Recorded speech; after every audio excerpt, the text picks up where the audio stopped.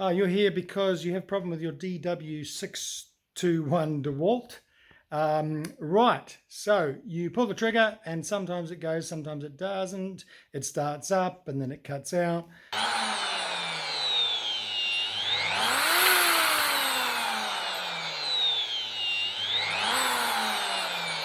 So I've got 3 of these, 2 in little router benches and 1 handheld one.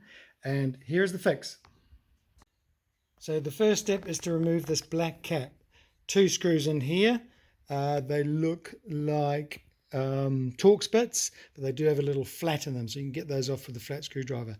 Now, 2 of mine came off really easy, and they just wiggle this.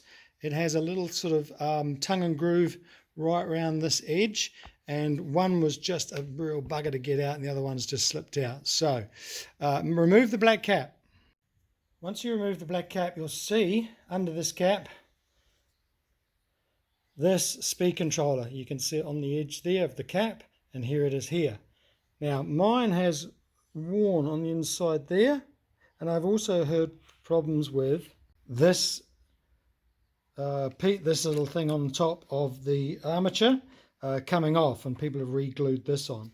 I just got sick of it because I just can't be bothered with machines that don't work.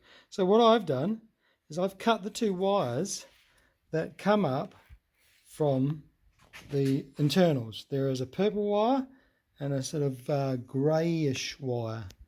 Now you're going to need to carefully pull out the 2 connectors from this block opposite the speed controller where my finger is, this here. I got one out, and then I actually cut mine with a bandsaw to get the other one out. And now I cut my wires prematurely, and I'm having to join one of them, and I've just soldered the longer wire to the other one. But whichever way you do it, purple wire is going to the left, and the grey wire, or brown, is going to the right. And I'll show you how I fix that safely. Okay, it's the next morning. What I've done is I've put some silicone to hold those wires down in place so they don't get tangled up in that moving part at the top. So as you can see, those wires are reconnected. It's pretty gloopy silicone, I know. There was a natural channel on the right hand side, so I just pop the wires in there and pop some silicone on there. And I also put silicone on the 2 connectors, sort of glue them to the side because they were loose. So that's all you do. And you put your end cap on.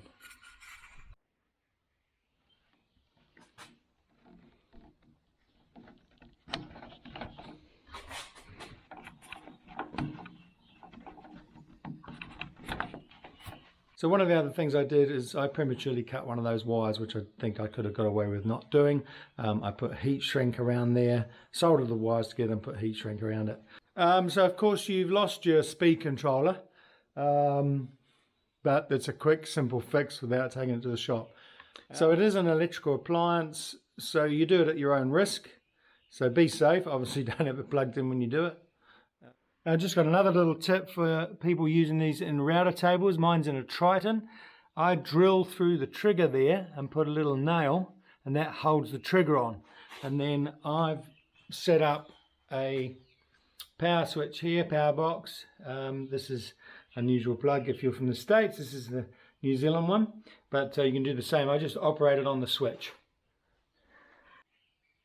Thanks for watching.